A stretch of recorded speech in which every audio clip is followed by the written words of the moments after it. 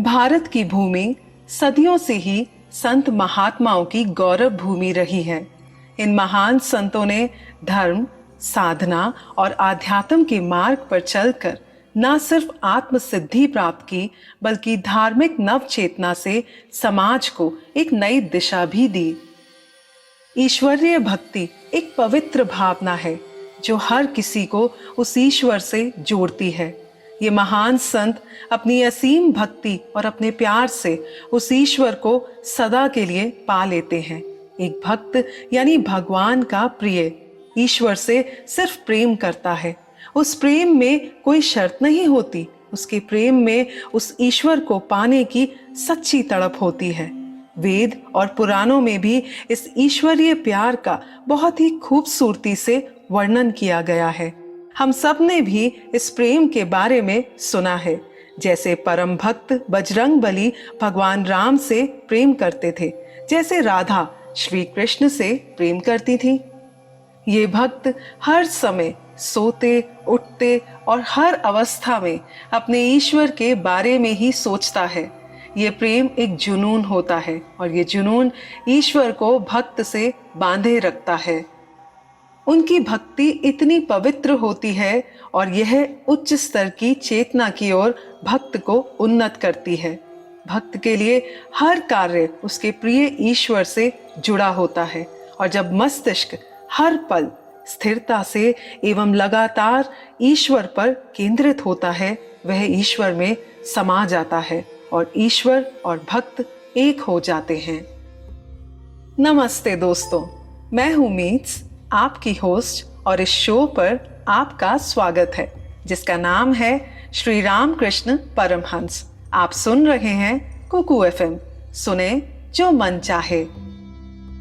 आज प्रेम और भक्ति के विशाल सागर से मैं आपके लिए लाई हूं एक ऐसे ही महान संत परम भक्त के प्रेम और भक्ति से भरे जीवन की कहानी, जिनका जन्म 18 फरवरी 1836 में हुआ था, जिनका नाम था श्री राम कृष्ण परमहंस, जो एक आध्यात्मिक गुरु एवं विचारक थे, जो मानवता के पुजारी थे, जिन्होंने सभी धर्मों की एकता पर जोर दिया। उन्हें बचपन से विश्वास था कि ईश्वर है और उसके दर्शन संभव हैं। उनके सुविचार थे, आप बिना गोता लगाए मणि प्राप्त नहीं कर सकते। भक्ति में डुबकी लगाकर और गहराई में जाकर ही ईश्वर को प्राप्त किया जा सकता है। रामकृष्ण परमहंस एक ऐसे सन्यासी जो गृहस्थ थे, एक ऐसे ज्ञानी विद्वान जो परमहंस सिद्धि तक पहुंच चुके थे। उन्होंने मां काली का साक्षात्कार किया था। कैसा था रामकृष्ण परमहंस का बचपन? क्यों नहीं लगता था उनका मन पढ़ाई में? क्यों कहा जाता था उन्हें मां काली के अनन्य उपासक? कोलकाता में हुगली नदी के किनारे बने दक्षिणेश्वर काली मंदिर से श्री रामकृष्ण परमहंस का क्या नाता है? किस पहुंचे हुए सिद्ध को श्री रामकृष्ण परमहंस अपना गुरु मानते थे? किससे हुआ था उनका विवाह? कैसे बने स्वामी विवेकानंद जी श्री रामकृष्ण परमहंस के शिष्य?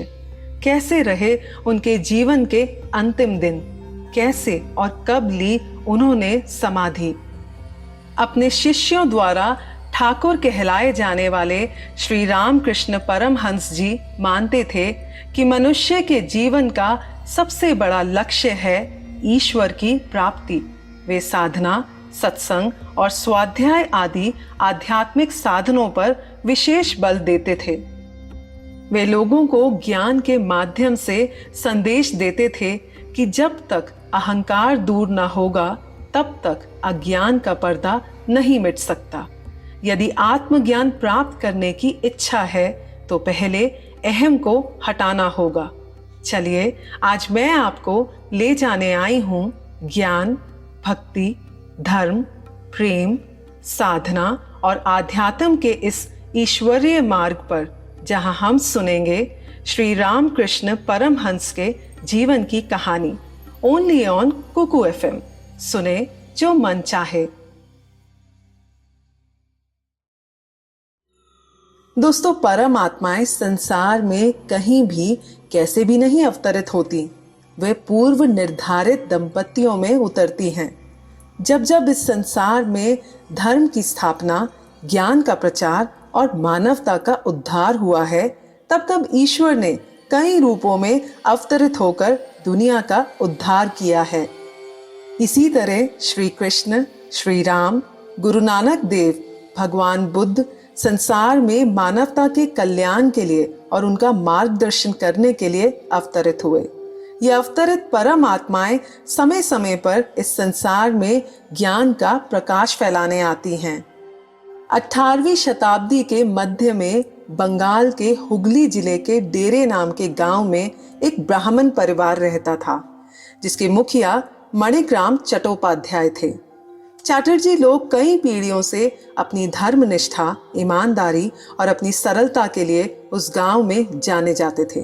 चैटर्जी परिवार मुसीबत के समय गांव वालों की मदद करने के लिए हमेशा तैयार रहता था।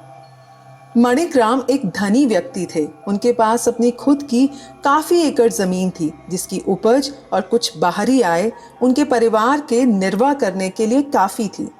कुछ समय बाद ईयर 1775 में उन्हें एक पुत्र हुआ, जिसका नाम उन्होंने खुदीराम रखा। उनके 2 पुत्र तथा 1 पुत्री और हुए। सभी की शिक्षा और पालन पोषण बहुत अच्छे ढंग से हुआ। कुछ समय बाद मणिग्राम की मृत्यु हो गई और परिवार की जिम्मेदारी खुदीराम के कंधों पर आ गई। अपने पिता की तरह खुदीराम भी सरल, न्यायप्रिय और सत्य की रक्षा करने वाले व्यक्ति थे। उनकी पत्नी का नाम चंद्रामणि था और परिवार में उन्हें चंद्रा के नाम से बुलाते थे। चंद्रामणि अपने पति खुदीराम के सभी फैसलों पर विश्वास रखती थी। वे अत्यंत सरल और मधुर स्वभाव की थीं। ईश्वर और मानवता पर उनका बहुत प्रबल विश्वास था। उनका प्रेम सबके लिए था और इसी कारण से वे अपने छोटे से समाज में माँ कहलाई जाती थीं। गांव की महिलाएं उनके पास अक्सर अपनी परेशानियां लेकर आती थीं, क्योंकि उन्हें वहां निस्वार्थ सलाह और सहायता मिलती थी। खुदीराम के पहले पुत्र का नाम रामकुमार था। ईयर 1814 में दुर्भाग्यवश खुदीराम के साथ एक घटना घटी। दरअसल गांव का जमींदार एक बहुत ही अन्याय मनुष्य था और सभी गांव वाले उससे बहुत डरते थे। उस गांव में एक ग्रामीण व्यक्ति से कुछ अपराध हो गया था और जिससे जमींदार नाराज हो गया। उसने उस ग्रामीण पर झूठा आरोप लगाकर उस पर मुकदमा दायर कर दिया और खुदीराम को अपने पक्ष में गवाही देने के लिए बुलाया। लेकिन खुदीराम अपनी अंतरात्मा की आवाज सुनने वाले व्यक्ति थे और वे ये भी जानते थे कि अगर उन्होंने गवाही नहीं दी तो जमींदार बहुत क्रोधित हो जाएगा। अपने अंदर संघर्ष करने के बाद उन्होंने जमींदार को अपना समर्थन देने से इनकार कर दिया। जमींदार उनसे बहुत क्रोधित हो गया और उसने खुदीराम को सबक सिखाने का फैसला किया और उन पर भी झूठे आरोप लगाए, जिसकी वजह से वे अपनी धन संपत्ति खो बैठे। अब उनके पास इस गांव को छोड़ने के अलावा कोई चारा नहीं था। इतना प्रबल दुर्भाग्य आने के बाद भी उनका श्री रामचंद्र भगवान पर अटल विश्वास रहा। उन्होंने कामारपुकुर गांव में रहने वाले अपने मित्र सुखलाल गोस्वामी के निमंत्रण को स्वीकार किया और वहीं पर अपना घर बनाना उचित समझा। कामारपुकुर गांव हुगली जिले के उत्तर पश्चिम में स्थित है और उस समय यह एक समृद्धशाली गांव था। खुदीराम के मित्र सुखलाल गोस्वामी गांव के जमींदार भी थे। वे बहुत विनम्र व्यक्ति थे। उन्होंने अपनी ही कोठी के एक हिस्से में खुदीराम को जगह दे दी और ईयर 1824 में वे चल बसे। जब खुदीराम 39 बरस के थे तो उन्होंने अपनी 4 वर्षीय बेटी, एक बेटे और अपनी पत्नी चंद्रा के साथ अपने नए घर की नींव रखी। घर के साथ साथ उन्हें आधा एकड़ जमीन भी मिली, जो काफी उपजाऊ थी। समाज के दोहरेपन और वक्त के इतने बड़े थपेड़े के बाद भी उनका ईश्वर पर विश्वास और भी अटूट हो गया। ऐसे वक्त में उन्हें अपने परिवार के लिए अचानक छत मिल गई। इसी वजह से ईश्वर पर उनका विश्वास बढ़ गया। वे भगवान राम की पूजा और ध्यान में ज्यादा समय बिताने लगे। एक दिन खुदीराम किसी काम से पास के एक गांव में गए। वहां से लौटने में उन्हें देरी हो गई और वे थक गए, तो उन्होंने एक पेड़ के नीचे थोड़ा आराम करना चाहा। पेड़ के नीचे बैठकर टेक लगाते ही उनकी आंख लग गई और उसी दौरान उन्हें अपने इष्ट देव रघुवीर का सपना आया और उन्होंने खुदीराम से सपने में कहा, मैं यहाँ पर बहुत परेशान हो रहा हूँ, तुम मुझे अपने घर ले चलो। खुदीराम ने कहा, मैं बहुत गरीब ब्राह्मण हूँ, आपका पुजारी हूँ। मैं अपने घर में आपको प्रतिष्ठित करने का सोच भी कैसे सकता हूँ। सपने में ही रघुवीर ने एक जगह दिखाई और निर्देश दिया। उसके बाद खुदीराम की आंख खुली और सपने में जो जगह रघुवीर ने बताई थी वह उसी पेड़ से कुछ दूरी पर थी। खुदीराम ने उस जगह पर जाकर जमीन खोदी और वहां पर रघुवीर की प्रतिमा उभरी। उस पर एक काला नाग था। खुदीराम को देखकर भी उस नाग ने फुफकारा नहीं और वह चुपचाप वहां से चला गया। इसके बाद खुदीराम ने रघुवीर की उस प्रतिमा को अपने घर में विराजा और देखते ही देखते खुदीराम की प्रतिष्ठा कामार पुकुर ही नहीं, आसपास के गांव में भी एकाएक फैल गई। लोग उनके प्रभु प्रेम की चर्चा करने लगे और कई लोग उनका आशीर्वाद पाने के लिए भी उत्सुक रहते। उनकी पत्नी चंद्रा ने भी खूब प्रतिष्ठा अर्जित की। कुछ समय बाद खुदीराम ने अपने बेटे राम कुमार और बेटी का विवाह कर दिया। उस समय तक चैटर्जी परिवार थोड़ा संपन्न हो गया था। खुदीराम के बेटे राम कुमार की पराशक्तियों के चर्चे आज भी गांव में होते हैं। अपने पहले बच्चे को जन्म देने के बाद राम कुमार की पत्नी चल बसी। उसके बाद उन्होंने घर की जिम्मेदारियों को संभाल लिया और फिर ईयर 1824 में खुदीराम ने तीर्थ यात्रा शुरू कर दी। पहले वे रामेश्वरम गए। इस यात्रा को उन्होंने 1 वर्ष में पूरा किया और फिर ईयर 1826 में खुदीराम को एक और बेटा हुआ जिसका नाम रामेश्वर रखा गया। फिर करीब 11 साल बाद ईयर 1835 में वे गया गए। वे यहाँ पर करीब 1 महीना रुके और यहाँ पर उन्होंने भगवान विष्णु के सामने अपने पितरों का तर्पण किया। खुदीराम को ऐसा लगा कि उनके पितृ पुरुष उन्हें आशीर्वाद दे रहे हैं। उसी रात उन्होंने सपना देखा और सपने में वे फिर उसी जगह ले जाए गए जहां उन्होंने अपने पितरों का तर्पण किया था। उन्होंने देखा कि वहां पर सभी पितृ पुरुष आए हुए हैं और वे बहुत प्रसन्न हैं। तभी वहां पर उस कमरे में एक प्रकाश फैलता हुआ देखा और एक सिंहासन पर कोई दिव्य पुरुष विराजमान है। उस दिव्य पुरुष ने खुदीराम को संबोधित करते हुए कहा, मैं तुम्हारी भक्ति से अत्यंत प्रसन्न हूँ। मैं गरीब और पीड़ित लोगों की खातिर बार बार जन्म लेता हूँ। इस बार मैं तुम्हारे घर में आना चाहता हूँ। उसी समय दूसरी तरफ उनकी पत्नी कामार पुकुर में एक शिव मंदिर में थी और उन्हें लगा जैसे एक दिव्य ज्योति पुंज अभी उभरा और उनमें उतर गया। वे जान गई थी कि कोई अलौकिक विभूति अवतरित होना चाहती है। खुदीराम तब तक 60 बरस के हो चुके थे। जब वे अपनी तीर्थ यात्रा से वापस लौटे तो उन्होंने अपनी पत्नी में काफी बदलाव देखा। अब वे पहले से भी ज्यादा विनम्र और दूसरों की मदद करने के लिए और भी तत्पर रहने लगी। खुदीराम और उनकी पत्नी ने अपने साथ हुए अनुभव और स्वप्न को जब एक दूसरे को बताया तो खुदीराम बहुत भावुक हो गए और साथ में अपनी पत्नी को बताया कि वे इस बात को किसी को ना बताएं। कुछ समय बाद 18 फरवरी 1836 की सुबह वह पावन घड़ी आ गई जिसका खुदीराम को बेसब्री से इंतजार था।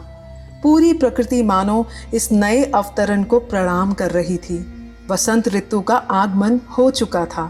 पंछी मधुर गीत गा रहे थे और फूलों की सुगंध से सारा वातावरण महक रहा था। दोस्तों, खुदीराम का ये नवजात शिशु आने वाले समय में धीरे धीरे बड़ा होने लगा और जैसा उन्होंने स्वप्न में देखा था वैसे ही ये बच्चा दिव्य गुणों से भरपूर था। कैसा रहा होगा श्री रामकृष्ण परमहंस का बचपन, जानेंगे हम अगले एपिसोड में। तो बने रहिए मेरे साथ भक्ति और प्रेम के इस सुंदर मार्ग पर।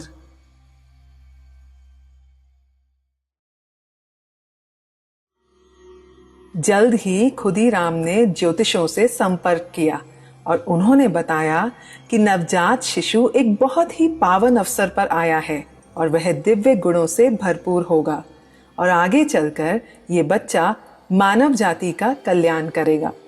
ये सब सुनकर खुदीराम बहुत प्रसन्न हुए और उन्होंने अपने गया के अनुभवों के आधार पर इस बालक का नाम गदाधर रखा और यही श्री रामकृष्ण परमहंस के बचपन का नाम था। बालपन से ही गदाधर बहुत तीव्र बुद्धि के थे। अपने परिवार के प्रिय होने के साथ साथ उन्होंने अपने आस पड़ोस का भी मन मोह लिया था। पौराणिक कथाएं हो या फिर महाकाव्यों के अंश, गदाधर अगर एक बार सुन लें तो वे उसे आसानी से कंठस्थ कर लेते। माँ चंद्रा कभी कभी गदाधर की लीलाओं को देखकर बहुत चिंतित हो जाती। जब कभी वे अपने इस छोटे से पुत्र को गोद में लेती तो कभी तो वह हल्का फुल्का हो जाता तो कभी वे माँ चंद्रा से उठाया भी नहीं जाता, क्योंकि गदाधर का इतना वजन हो जाता कि उन्हें खुदीराम को बुलाना पड़ता। गदाधर जब 5 वर्ष के थे तो उनको गांव के स्कूल में दाखिला दिला दिया गया। इसी समय खुदीराम की सबसे छोटी कन्या सर्वमंगला का भी जन्म हुआ। गदाधर ने धीरे धीरे स्कूल में हर विषय में महारत हासिल कर ली, सिवाय गणित को छोड़कर। वे आम बच्चों से कुछ अलग थे और बहुत गंभीर स्वभाव के थे। अगर उनसे कोई गलती हो जाती तो वे दूसरे बच्चों की तरह दंड मिलने की वजह से इनकार नहीं करते थे। वे तुरंत अपनी गलती को स्वीकार कर लेते थे। गदाधर को समाधि का पहला अनुभव तब हुआ जब वे 6 या 7 वर्ष के थे। कहते हैं जून जुलाई का महीना था और उस समय वे धान के खेत से होते हुए मुरमुरे चबाते हुए एक संकरे रास्ते से गुजर रहे थे। उस समय आसमान में खूबसूरत काली घटा छाई हुई थी और उसी समय पूरा आसमान बादलों से छा गया था। ठीक उसी समय दूध की तरह सफेद बगलों का एक झुंड उन काले बादलों के नीचे से उड़कर जाने लगा। वह एक बहुत ही अनोखा दृश्य था, जिसे देखकर गदाधर एकदम तन्मय हो गए और बेहोश होकर गिर पड़े। जब गांव वालों ने उन्हें ऐसी हालत में देखा तो वे उन्हें उठाकर घर ले आए। होश आने पर उन्होंने बताया कि उन्हें एक अद्भुत अलौकिक आनंद मिला, जिसका वर्णन वे नहीं कर पा रहे थे। हालांकि होश में आने के बाद गदाधर बिल्कुल स्वस्थ दिख रहे थे, लेकिन फिर भी उनके माता पिता बहुत डर गए और उन्हें कई दिनों तक पाठशाला नहीं जाने दिया। जब गदाधर 7 वर्ष के थे तो उनके पिता का देहांत हो गया और इस घटना से उनके मन पर बहुत गहरा प्रभाव पड़ा। उनके मन में तरह तरह के प्रश्न उठने लगे और उन्हें लगा कि इस धरती पर ये मानव जीवन अस्थाई है। जो यहाँ पर आया है वो जाएगा भी। वे कभी पेड़ तले सो जाते थे तो कभी कब्रिस्तान चले जाते। उनकी रुचि धार्मिक पुस्तकों, वेद और पुराणों में बढ़ने लगी। वे उन सभी संत और महात्माओं से सत्संग करते जो पुरी जाते समय कामारपुकुर में विश्राम करते।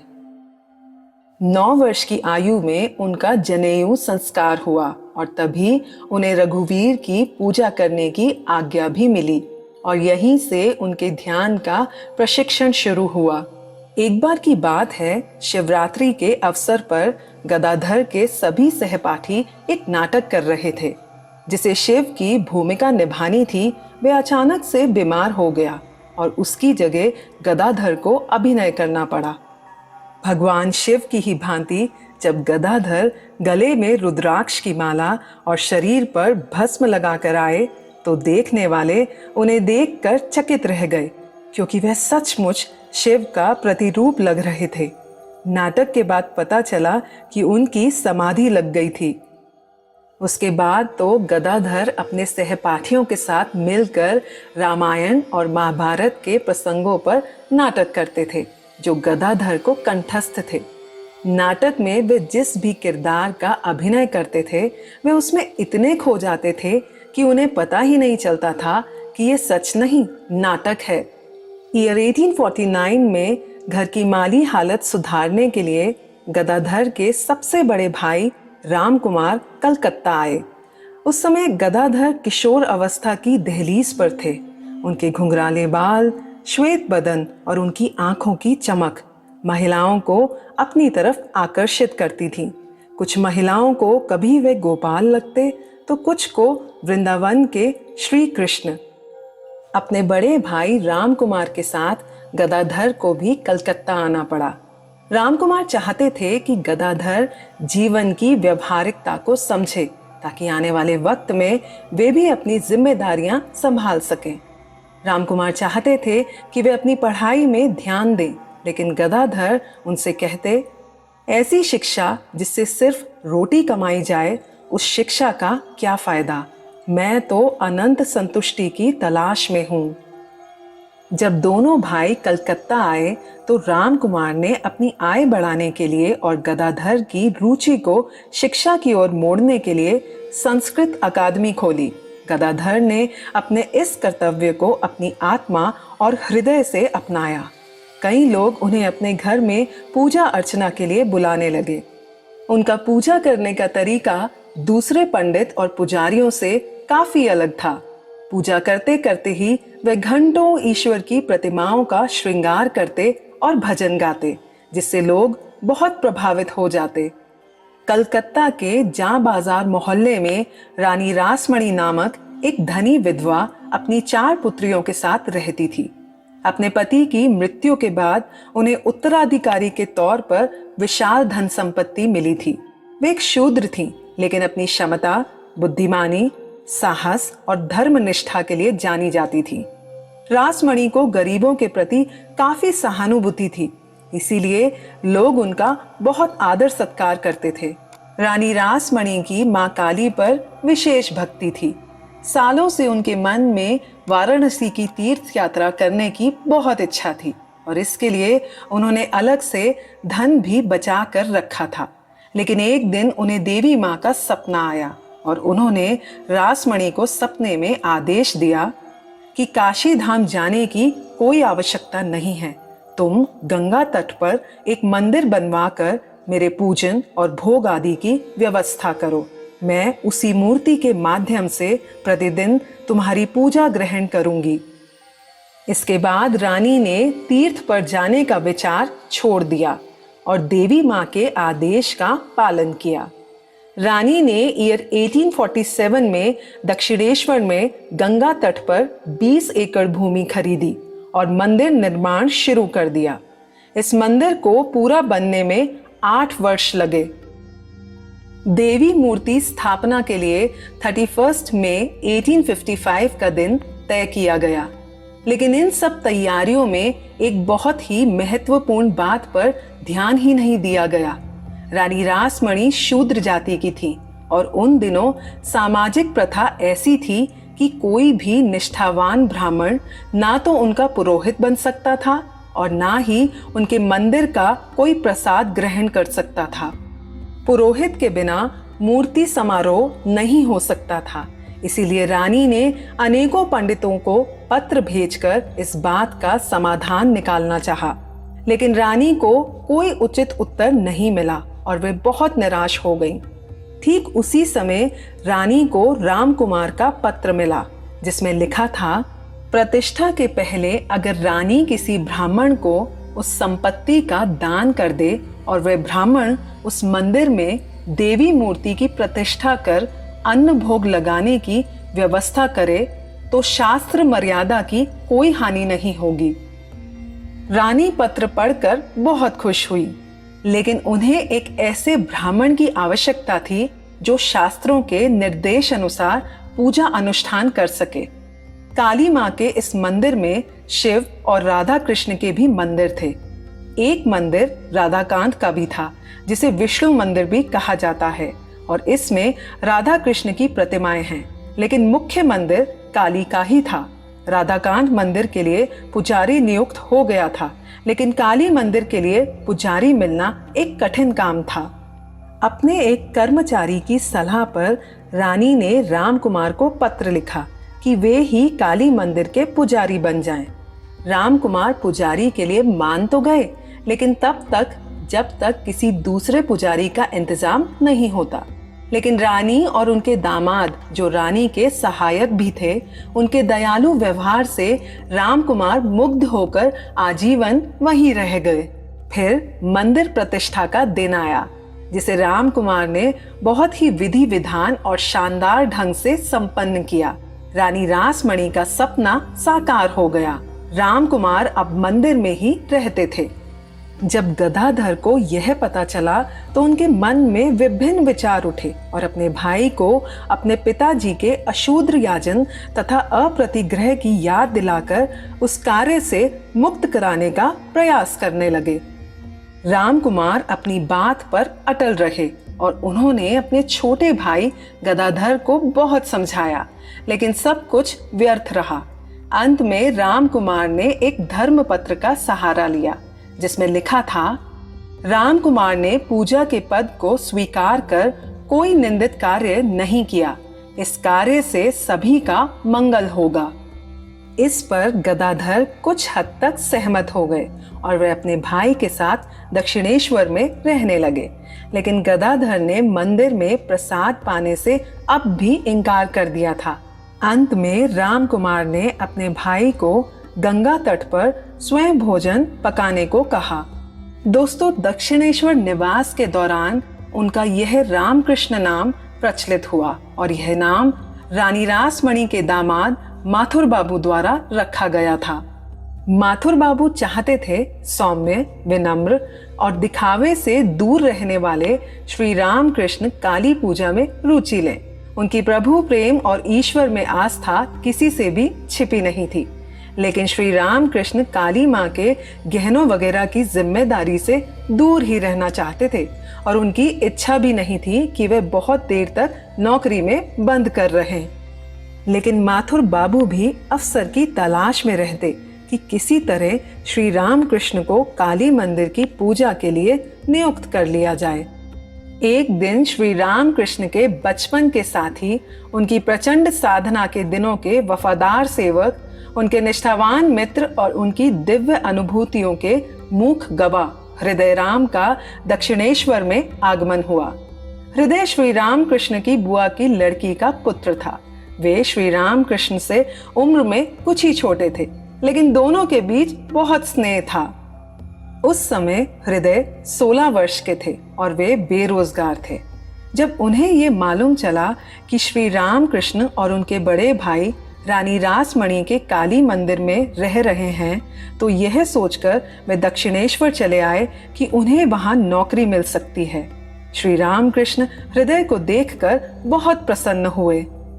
जब श्री रामकृष्ण ने हृदय को बताया कि वे माथुर बाबू के पास जाने से क्यों हिचकिचाते हैं, तो हृदय ने श्री रामकृष्ण को समझाया कि ऐसे पावन स्थान पर बड़े व्यक्ति के आश्रय में रहकर कार्य करना तो बहुत अच्छा है। हृदय की इस बात को सुनकर श्री रामकृष्ण तुरंत राजी हो गए, लेकिन उन्होंने हृदय को कहा कि अगर तुम इस कार्य का भार लेकर यहाँ रहो तो पूजा करने में मुझे कोई आपत्ति नहीं।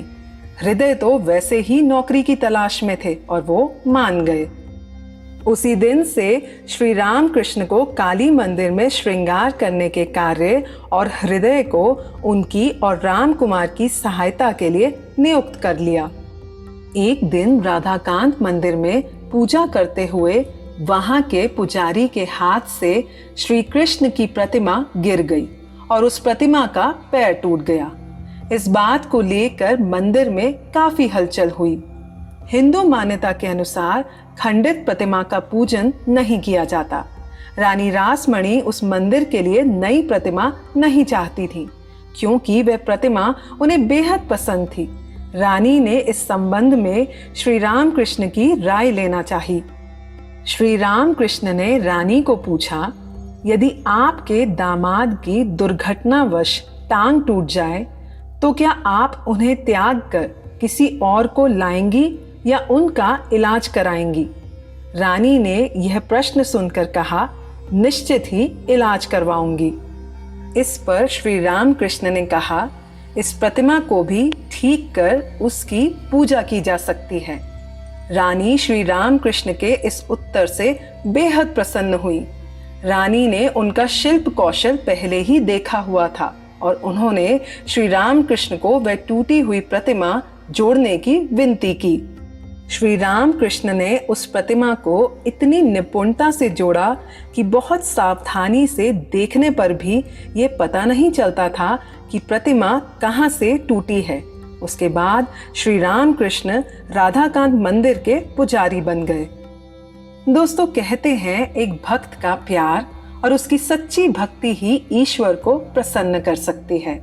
आने वाले दिनों में श्री राम कृष्ण का माँ काली के प्रति प्रेम और उनकी आस्था ने माँ को प्रसन्न कर दिया और उन्हें माँ के दिव्य दर्शन हुए। कैसा रहा होगा उनका ये दिव्य अनुभव, जानेंगे हम अगले एपिसोड में।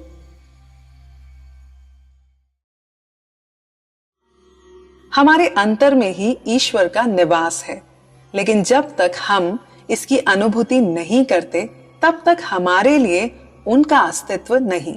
लेकिन अगर हमें ऐसा ज्ञान हो जाए कि मुक्ति और बंधन, पाप और पुण्य, सत्य और असत्य, सुख और दुख और अन्य सभी द्वंद्व जो हमें इतने वास्तविक प्रतीत होते हैं, वे हमारे मन का ही निर्माण हैं। एक ही सिक्के के दो पहलू हैं और इसके अतिरिक्त कुछ भी नहीं है, तो हमारे दृष्टिकोण में परिवर्तन होगा और फिर हमारी दुनिया में मैं और मेरा का कोई स्थान नहीं रहेगा और उसकी जगह एक अन्य सृष्टि, एक अन्य संसार प्रकट हो जाएगा जहां महापुरुष सहज ही पहुंच जाते हैं। श्री राम कृष्ण राधाकांत मंदिर के पुजारी नियुक्त किए गए थे। माथुर बाबू ने पाया कि उनका पूजा करने का ढंग दूसरे पुजारियों से काफी अलग था। वे मूर्ति को ईश्वर का सजीव रूप मानते थे और पूजा पर बैठते ही वे इतने तन्मय हो जाते थे मानो इस संसार से पूरी तरीके से अलग हो गए हों। पूजा के समय उनके मुखमंडल पर तेज और उनके गहन ध्यान को देखकर वहां उपस्थित लोगों को ऐसा लगता था कि साक्षात ब्रह्मदेव मानव शरीर धारण कर पूजा करने बैठे हैं। प्रेम भाव और भक्ति की ऐसी प्रबल तीव्रता कभी किसी ने नहीं देखी थी। कुछ लोगों का मत है कि यहीं पर कुंडलिनी जागृत होने का पहला अनुभव श्री राम कृष्ण को हुआ। श्री राम कृष्ण के बड़े भाई राम कुमार अब वृद्ध हो चले थे और उन्हें यह भी महसूस हो रहा था कि उनका अंत समय निकट है।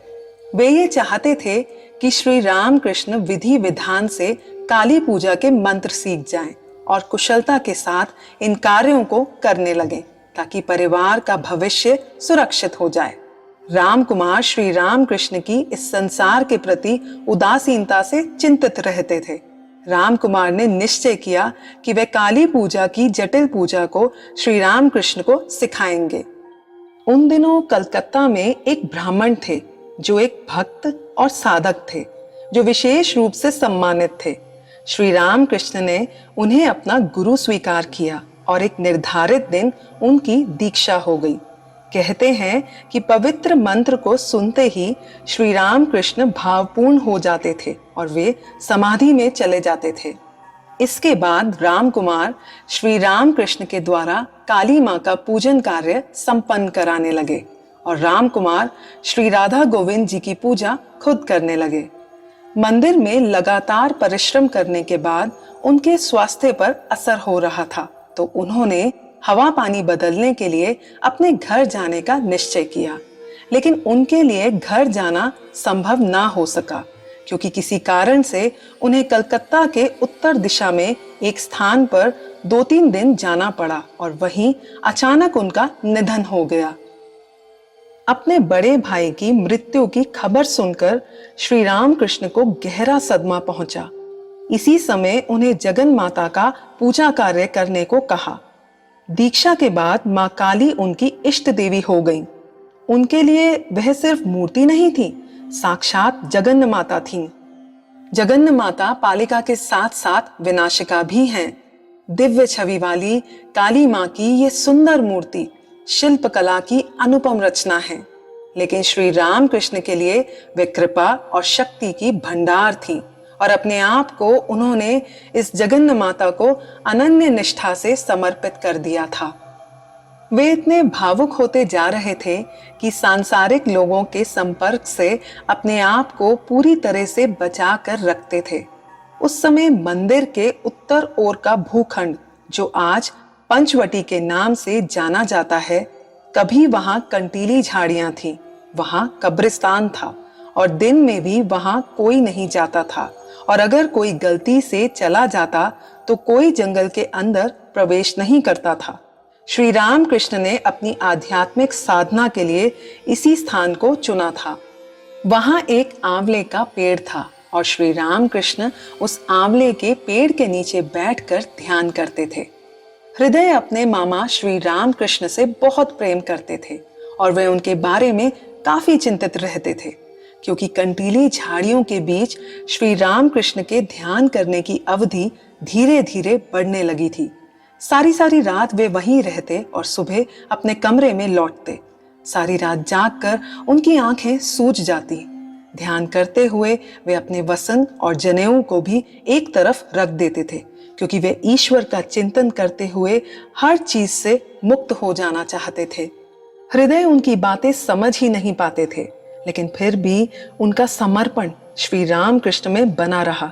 एक बार की बात है, श्री राम कृष्ण हमेशा की तरह उन्हीं झाड़ियों में रात के समय ध्यान कर रहे थे। हृदय उन पर लगातार नजर रखे हुए था और वे समझ नहीं पाता था कि आखिर श्री राम कृष्ण रात में वहां पर करते क्या हैं। हृदय उस जंगल में कंटीली झाड़ियों के बीच जाने से बहुत डरता था। उस रात हृदय ने अपने डर पर काबू रखा और वह उस जगह जैसे तैसे पहुंच गया।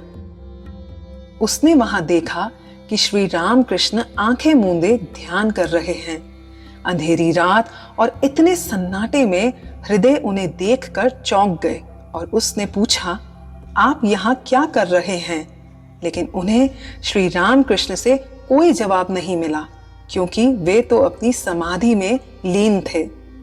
कुछ देर बाद श्री राम कृष्ण अपनी चेतना में आए तो हृदय ने फिर से वही सवाल पूछा। इस पर श्री राम कृष्ण ने कहा, मैं मां काली का ध्यान कर रहा था और ध्यान बिना किसी याद के किया जाता है। हृदय उनका उत्तर सुनकर अवाक रह गया। ईश्वर अनुभूति और जगन्न माता के दर्शन की लालसा ने श्री राम कृष्ण पर अपना अधिकार कर लिया था। बंगाल के राम प्रसाद और कमलाकांत जैसे भक्तों द्वारा रचित भजनों को वे मां की पूजा करते हुए बड़े भावुक होकर गाते थे। उन भजनों में आमतौर पर काली मां का वर्णन होता और गाते गाते उनका हृदय उत्साह से भर जाता था और वे अपनी मां से बिछड़े एक व्याकुल बालक की तरह रोते हुए कहते, मुझे दर्शन दे, और उनकी आंखों से आंसू बहने लगते। उनके दुख का रोना सुनकर लोगों को भी रोना आ जाता था। वे अक्सर काली मां की मूर्ति के आगे बैठ जाते और मां से भावुकता से कहते, मां, क्या तुम सचमुच हो या ये सब मन की कल्पना है? यदि तुम हो तो मैं तुम्हारे दर्शन क्यों नहीं पाता? शास्त्र कहते हैं कि जीवन में खोजने लायक सिर्फ ईश्वर ही है। भगवान की अनुभूति हो जाने पर यह मानव जीवन सार्थक है। अगर मैं यूं ही दिन प्रतिदिन एक अर्थहीन जीवन बिताता रहा तो मेरे जीवन का कोई मोल नहीं है। इस प्रकार के विचारों से उनकी व्याकुलता और बढ़ जाती। उनके विचित्र क्रियाकल्पों ने शीघ्र ही मंदिर के कर्मचारियों का ध्यान आकर्षित किया। पहले तो लोग उनका मजाक उड़ाते, लेकिन कुछ ही दिनों बाद मां काली के प्रति उनकी भक्ति देखकर लोगों की श्रद्धा उन पर बढ़ती गई। श्री राम कृष्ण को ज्यादा प्रतीक्षा नहीं करनी पड़ी और जल्द ही वे दिन आ गया और उनकी इच्छा पूरी हो गई। उन्होंने खुद मां के दर्शन का वर्णन अपने शब्दों में कुछ इस तरह सुनाया। मां के दर्शन ना मिलने के कारण मुझे लगा कि अब मां से दूर रहना संभव नहीं है। ऐसा लगा ये जीवन जीने लायक नहीं है और सब कुछ निरर्थक है। अचानक मेरी नजर मां के मंदिर में रखी तलवार पर गई और मेरे मन में आया कि मैं अपने इस जीवन का अब अंत कर दूं। मैं दौड़ते हुए उस तलवार की तरफ बढ़ा और उसे उठाने ही वाला था कि उसी समय मुझे मां के अद्भुत दर्शन हुए। मंदिर की इमारत, दीवारें, वस्तुएं सब आंखों से ओझल हो गई। मुझे एक अनंत असीम ज्योति समुद्र दिखाई देने लगा। जिधर तक और जहां तक मेरी नजर गई, ऐसा लगा जैसे समुद्र की महातरंगे मेरी तरफ तीव्र वेग से बढ़ रही हैं और देखते ही देखते मेरे ऊपर आ गिरी और मुझे पूरी तरह से निगल गई। मैं हांफने लगा तथा डुबकियां लगाता हुआ अचेत होकर मैं गिर पड़ा। तभी मुझे माँ की उपस्थिति का आभास हुआ और फिर होश में आने के बाद मेरे होठों पर बस एक ही शब्द था, माँ। अनुभूति के इस दिव्य धरातल के बाद श्री राम कृष्ण रह रहकर उस क्षण को याद करते और छोटे बच्चे की तरह रोने लगते और ऐसे माँ से जिद करते जैसे एक छोटा बच्चा करता है और कहते, माँ एक बार और। मंदिर में रोजाना की पूजा अर्चना लगभग बंद हो गई थी। अब वे एक विशाल, असीम और नई दुनिया में कदम रख रहे थे। श्री राम कृष्ण को नित्य ही असाधारण दिव्य दर्शन होते थे, जिनमें से कुछ भाव समाधि अवस्था में और अन्य सामान्य जागृत अवस्था में होते थे।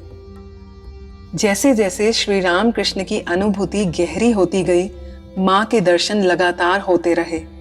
पहले उन्हें सिर्फ ध्यान में माँ के सुंदर हाथ और हंसता हुआ मुख दिखता था, लेकिन अब दूसरे समय में भी वे देखते थे कि माँ हंस रही है, उन्हें निर्देश दे रही है और उनके साथ साथ घूम रही है। वे अक्सर काली की पत्थर की मूर्ति से इस तरह बात करते थे जैसे वह मूर्ति जीवित हो। काली मंदिर के लोगों को ये सब पागलपन लगता था। हृदय ने परिणाम निकाला कि साधना में कुछ अति करने के कारण उनके स्नायु तंत्र तनावग्रस्त हो गए हैं, जिसकी वजह से वे अपना संतुलन खो बैठे हैं। उन्हें राजवैद्य को भी दिखाया गया, लेकिन कोई लाभ नहीं हुआ। मंदिर के पुजारियों ने जब इन बातों का विवरण माथुर बाबू को दिया तो वह एक दिन बिना किसी को सूचना दिए आए और जब उन्होंने श्री राम कृष्ण को काली माँ की पूजा करते देखा तो वे आश्चर्यचकित हो गए। श्री राम कृष्ण पूजा करते हुए इतने तल्लीन थे कि उन्हें मालूम ही नहीं था कि उनका निरीक्षण किया जा रहा है। माथुर बाबू को ये समझते ज्यादा देर नहीं लगी कि श्री राम कृष्ण की पूजा पद्धति जगन माता के प्रति सच्चे प्रेम और भक्ति का परिणाम थी। अगले ही दिन उन्होंने मंदिर के प्रधान कर्मचारी को संदेश भेज दिया कि श्री राम कृष्ण को अपनी इच्छा अनुसार पूजा करने दिया जाए और उनके कार्य में किसी प्रकार की बाधा ना पहुंचाई जाए। दोस्तों, ईश्वरीय भक्ति दो तरह की मानी गई है, एक शास्त्रों से युक्त और दूसरी प्रेम भक्ति।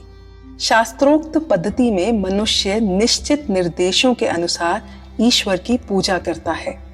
प्रेम भक्ति में साधक ऐसा कुछ नहीं करता।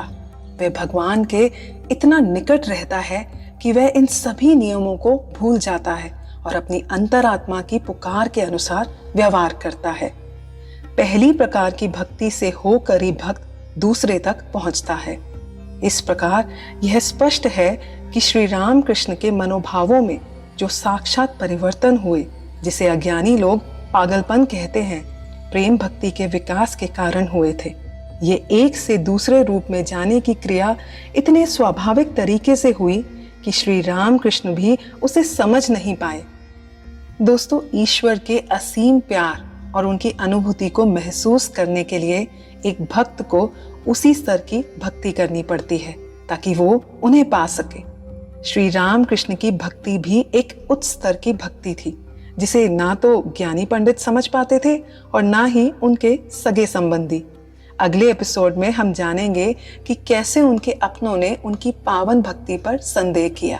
तो बने रहिए मेरे साथ इस भक्ति और प्रेम के मार्ग पर। श्री राम कृष्ण दिनचर्या की पूजा पर इतना ध्यान नहीं दे पाते थे, इसीलिए उनके चचेरे भाई हलधारी, जो नौकरी की तलाश में दक्षिणेश्वर आए थे, श्री राम कृष्ण का संबंधी होने के कारण माथुर बाबू ने उन्हें माँ काली की पूजा के लिए नियुक्त कर दिया। वे नित्य भागवत गीता और रामायण आदि ग्रंथों का पाठ करते थे और वे एक महान पंडित थे। उनकी रुचि कर्म कांड में ज्यादा थी। हलधारी श्री राम कृष्ण से बिल्कुल प्रभावित नहीं थे और उन्हें श्री राम कृष्ण का ईश्वर प्रेम ज्यादा से ज्यादा एक बेचैनी लगता था। हलधारी श्री राम कृष्ण की प्रचंड साधना की अवधि में उनके साथ जरूर रहे थे, लेकिन अपने पुस्तकीय ज्ञान की वजह से उन्होंने श्री राम कृष्ण की उन्नत आध्यात्मिक अवस्था को पूरी तरह से गलत समझा। वे हृदय से श्री राम कृष्ण के बारे में कहते, हृदय, कभी तो वे वस्त्र फेंक देते हैं, कभी जनेऊ उतार डालते हैं। ये अत्यंत अन्यायपूर्ण है। ऐसी क्या उन्नत स्थिति प्राप्त हुई है? हृदय, वे तुम्हारा कहना मानते हैं, तुम उनको समझाओ ना। लेकिन हलधारी के समय समय पर श्री राम कृष्ण के बारे में विचार बदल जाते। जब वे श्री राम कृष्ण को पूजा करते समय उनकी आंखों से आंसू बहते देखते, उनका अद्भुत उल्लास और उनकी व्याकुलता आदि को देखकर वे स्तब्ध हो जाते, जिसके बारे में अपने पुस्तकीय ज्ञान होने के बावजूद भी उन्हें कोई अनुभव नहीं था, और फिर वे अपना मत बदल देते। उसी समय वे दौड़कर हृदय के पास जाते और उनसे कहते, हृदय, तुम्हें अवश्य ही उनके अंदर कुछ आश्चर्यजनक दिखा है, नहीं तो तुम उनकी सेवा इस तरह नहीं करते। अब हृदय भी श्री राम कृष्ण को कुछ कुछ पहचानने लगे थे और वे शांत भाव से मुस्कुराकर हलधारी को उत्तर देते, हाँ मामा, आप सही कह रहे हैं।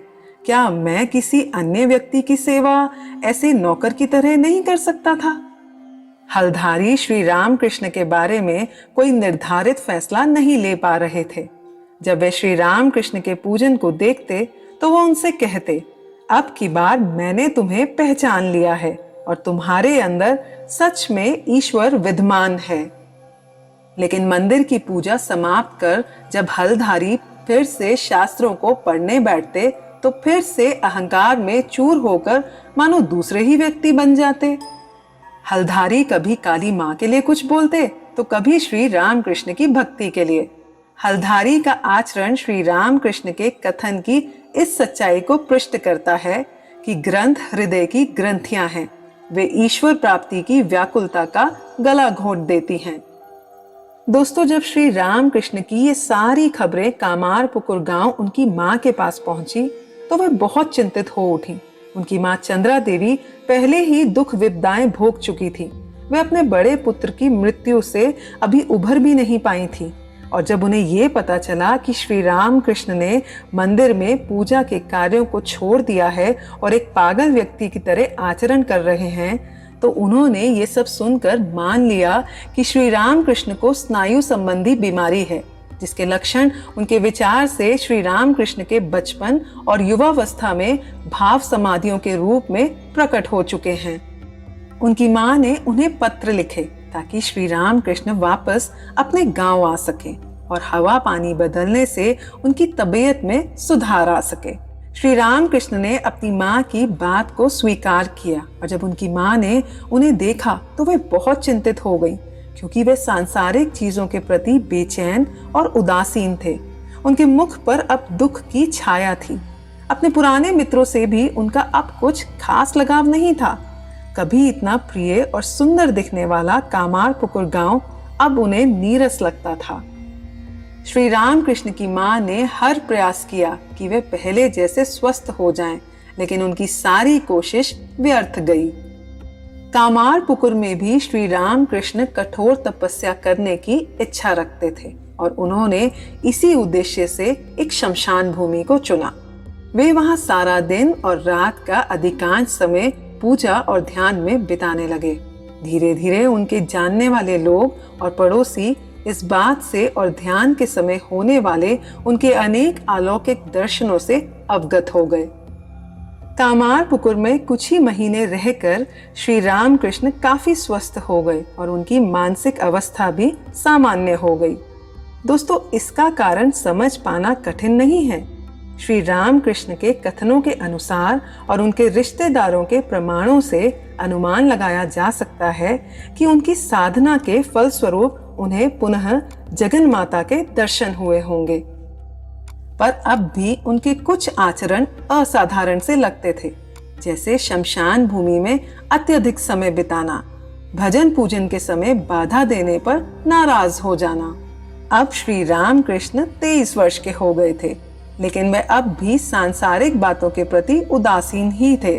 उनकी माँ और भाई रामेश्वर ने सोचा कि उनका विवाह करा दिया जाए, जिससे परिवार की जिम्मेदारी आने पर वे जल्द ही संतुलित हो जाएंगे। वे तुरंत ही श्री राम कृष्ण के लिए वधू तलाश करने में लग गए। इस बारे में श्री राम कृष्ण को भी पता लग गया और वे भी खुशी खुशी राजी हो गए। चंद्रा देवी और रामेश्वर ने चारों ओर गांव में लोग भेजे, लेकिन उन्हें इच्छा अनुसार कन्या नहीं मिली। वे दोनों निराश हो गए।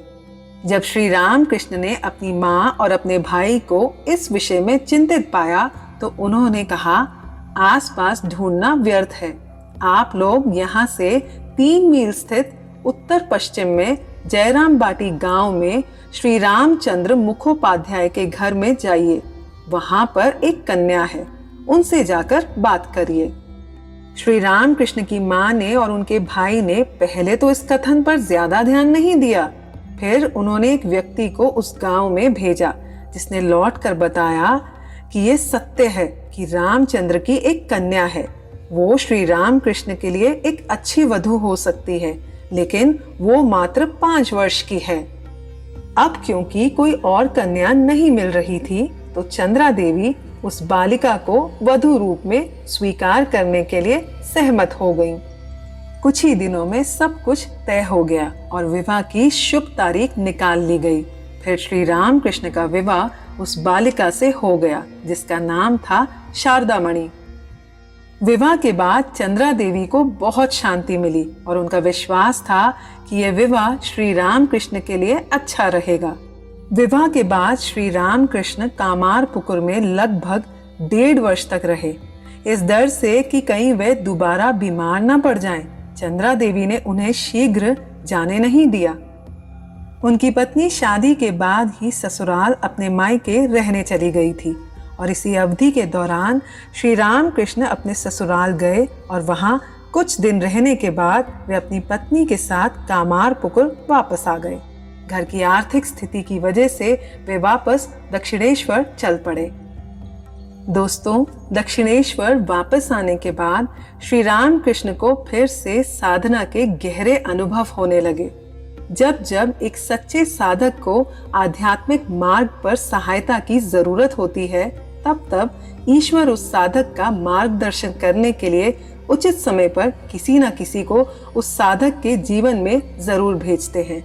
आने वाले दिनों में किसने किया श्री राम कृष्ण का मार्गदर्शन, जानेंगे हम अगले एपिसोड में। तो बने रहिए मेरे साथ भक्ति और प्रेम के इस सुंदर मार्ग पर।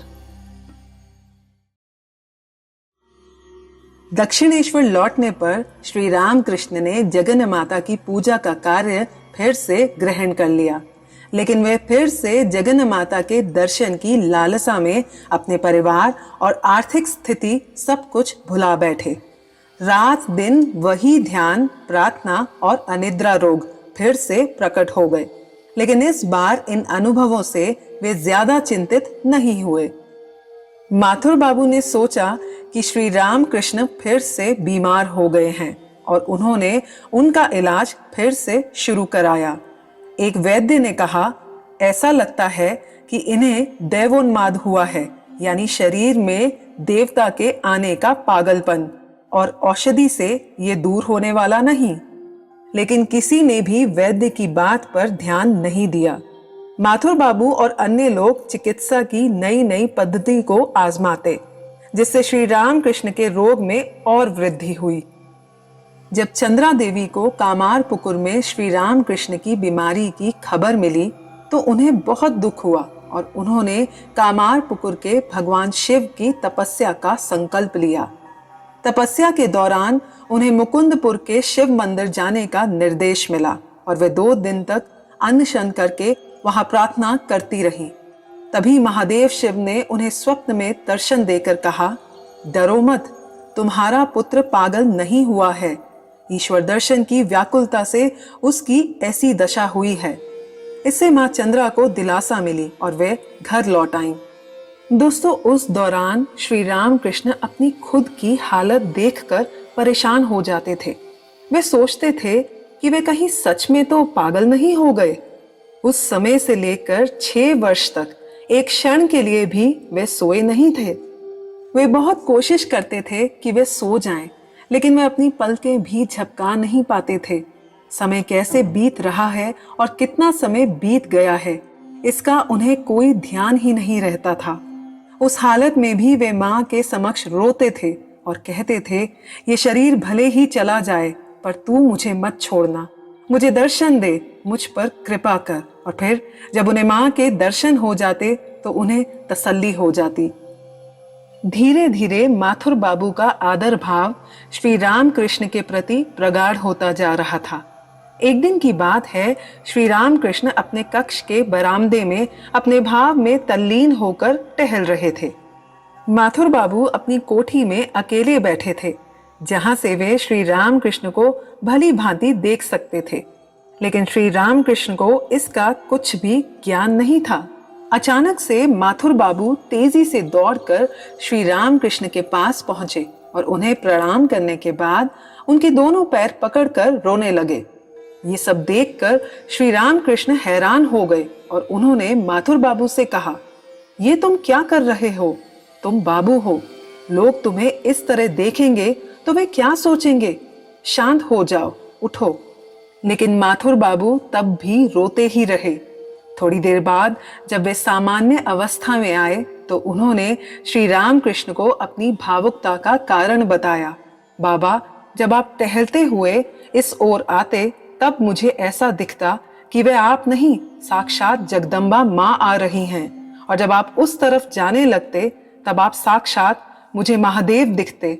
मुझे पहले ऐसा लगा कि ये मेरी आंखों का धोखा है, लेकिन जब मैंने आंखें मींच कर एक बार फिर देखा तो ठीक वही दर्शन हुए। माथुर बाबू इतने भावुक हो गए कि ये सब कहकर वे फिर से रोने लग गए। इस पर श्री राम कृष्ण ने मासूमियत से कहा, लेकिन मैं तो इसके बारे में कुछ नहीं जानता। दोस्तों, इस घटना का उल्लेख करते हुए श्री राम कृष्ण ने बाद में बताया था कि वे बहुत डर गए थे कि कहीं रानी रासमणि को इस बात का पता चल गया तो वे ये ना सोचे कि कहीं श्री राम कृष्ण ने माथुर बाबू पर कोई जादू टोना तो नहीं कर दिया। उन्होंने ये भी बताया कि माथुर क्या यूं ही मुझसे इतना प्यार किया करता था? नहीं, माँ ने उसे बहुत बार बहुत कुछ दिखा सुना दिया था। ईयर 1861 के प्रारंभ में रानी रासमणि को पेचिश रोग हो गया और थोड़े ही दिनों में उस रोग ने भयंकर रूप धारण कर लिया। उन्होंने काली मंदिर की संपत्ति के दावे को छोड़ने संबंधी कागज पर अपने ज्येष्ठ पुत्री द्वारा हस्ताक्षर करने से इनकार करने के कारण रानी रासमणि के अंतिम दिनों में कुछ कटुता आ गई थी। रानी रासमणि को उनकी मृत्यु से कुछ दिन पहले पवित्र आदि गंगा के तट पर स्थित काली घाट के उनके मकान पर ले जाया गया। अपने सामने उन्होंने कुछ दीपकों को जलते हुए देखा और उन्होंने कहा, मुझे ये रोशनी अब अच्छी नहीं लगती, ये सब दीपक अब यहाँ से हटा लो। अब मेरी माँ मुझे लेने आ रही है। उनके अंग की कांति से चारों दिशाएं प्रकाशित हो उठी हैं। थोड़ी देर चुप रहने के बाद वे फिर बोली, माँ तुम आ गई, लेकिन मेरी बेटी ने तो हस्ताक्षर किए ही नहीं, अब क्या होगा माँ? इतना कहने के बाद शांत भाव से रानी के प्राण निकल गए और इस संसार के दुखों को छोड़कर उनकी आत्मा दिव्य लोक में चली गई। रानी रासमणि की मृत्यु के बाद माथुर बाबू उनकी जमींदारी के एकमात्र कर्ता धर्ता बन गए। माथुर बाबू ने अब पूरी तरह से अपने आप को श्री राम कृष्ण की सेवा के लिए समर्पित कर दिया। श्री राम कृष्ण भी माथुर बाबू पर दयालु थे। एक दिन प्रातः के समय श्री राम कृष्ण जब दक्षिणेश्वर की पुष्प वाटिका में फूल चयन कर रहे थे तो उन्होंने मंदिर के स्नान घाट की ओर से एक नाव को आते देखा। उस नाव से एक महिला उतरी, जिसके हाथ में एक छोटी सी गठरी थी। बिखरे हुए लंबे केश वाली वे सुंदर और प्रौढ़ महिला एक सन्यासिनी प्रतीत होती थी। श्री राम कृष्ण इस महिला को देखते ही उनकी ओर आकर्षित हो गए। लगभग 40 वर्ष की आयु होने के बावजूद वे कम उम्र की प्रतीत होती थी।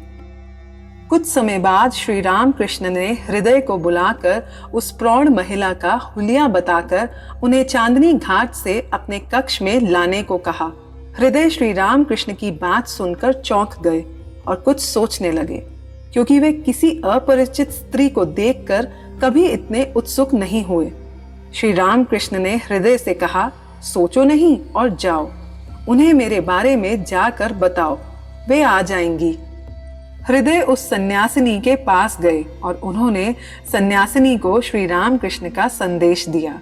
हृदय की बात सुनते ही वे तुरंत मंदिर में आने के लिए राजी हो गईं।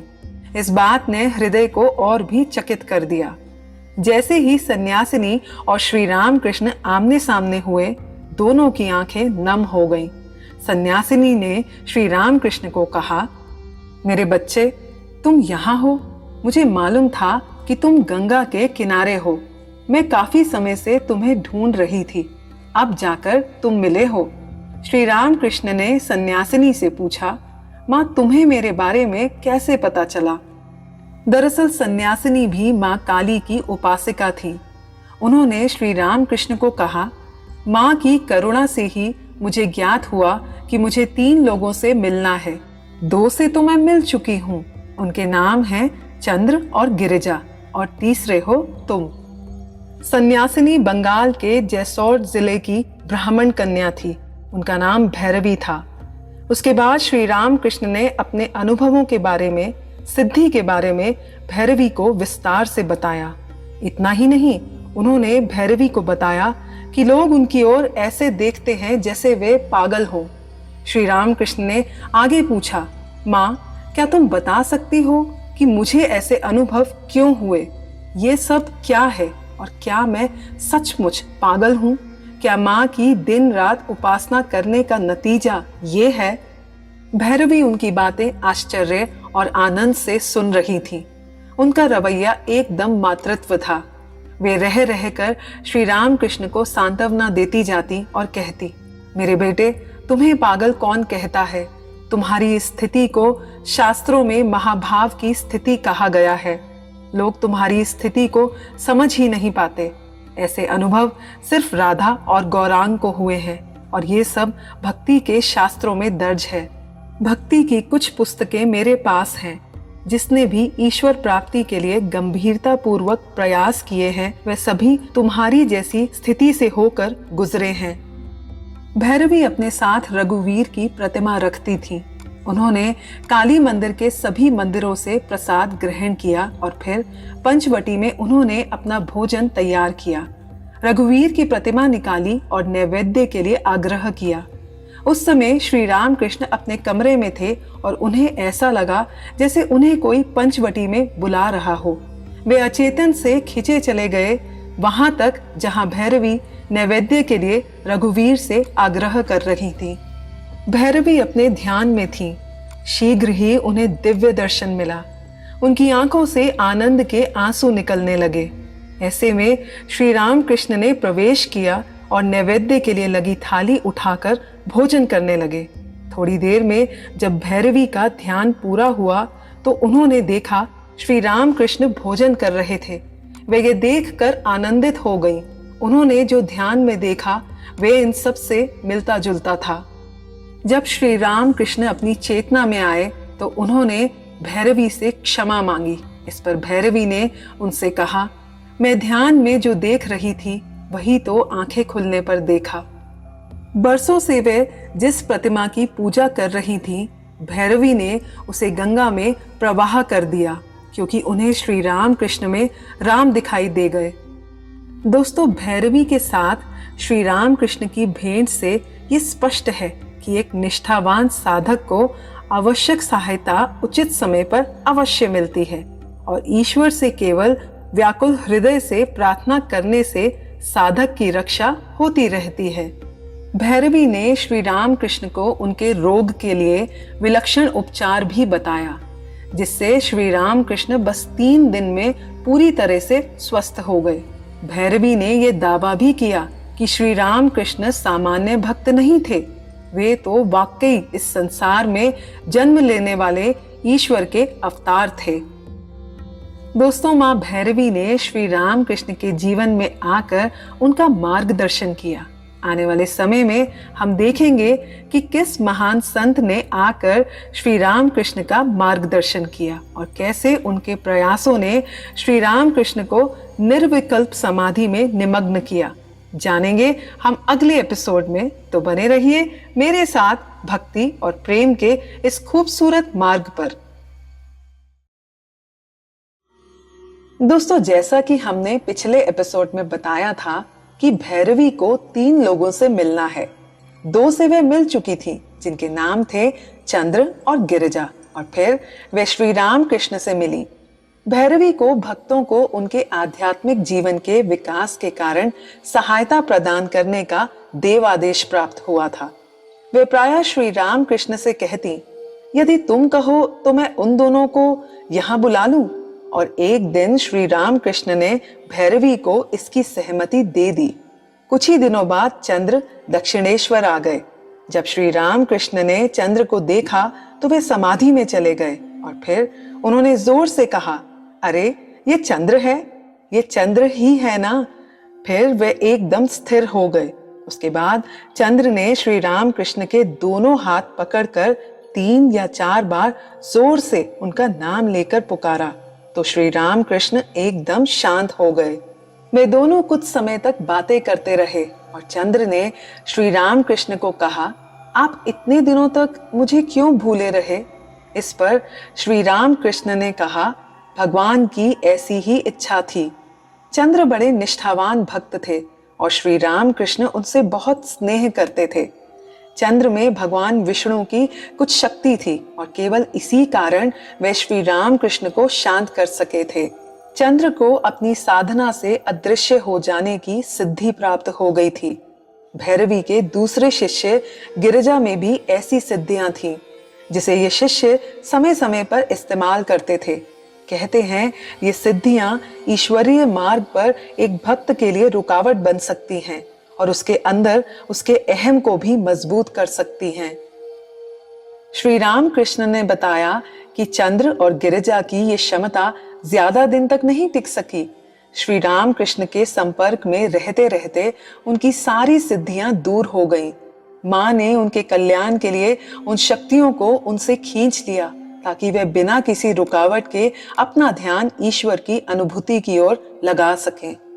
दक्षिणेश्वर का काली मंदिर अपने एकांत पवित्र परिवेश और रानी रासमणि की उदारता के कारण भक्तों और साधुओं का प्रिय स्थान बन गया था।